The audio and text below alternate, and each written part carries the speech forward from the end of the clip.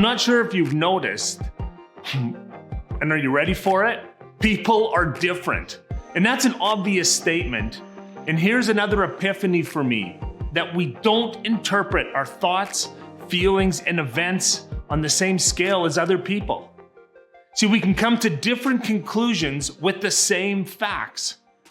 I'm sure as I make those statements, you can think of many examples of how this can play out in your own life with your siblings, your coworkers, or especially your significant other. But here's the good news.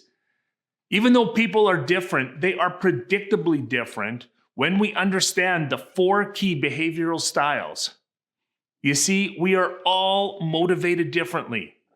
We communicate differently, and we view tasks and responsibilities differently. We purchase and we make our buying decisions differently, and we are all impacted by a dominant fear. Our behavioral style affects every area of our life. And our greatest strengths taken to an extreme can become our greatest weakness. You see, my wife, she is a very detailed person, and that detailedness can be a strength. Take it to an extreme, and all she does is focus on the details and doesn't get anything done. Now, I like making quick decisions. You take that to an extreme, and I just don't think through the process very clearly, and I just make decision after decision and just kind of end up with a pile of consequences.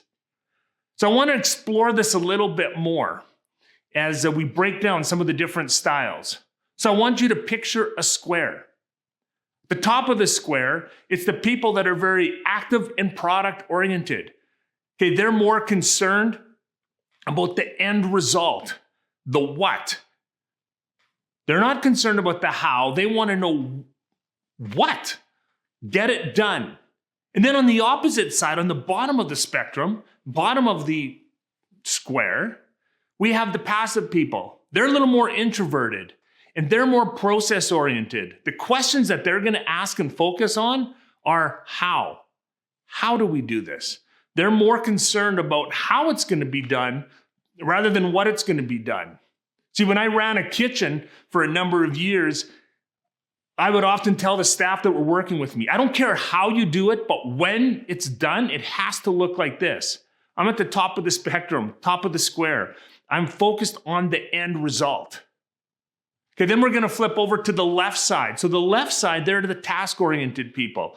They're the people that are more focused on the task rather than the people. Which on the opposite side, on the right side, we have the people-oriented. And they're more focused on the people. And how can you tell if you're task-oriented or people-oriented? Well, at the end of the day, if you get home and your significant other asks you, how was your day? If you talk about what you did, you are probably more on the left side of the spectrum.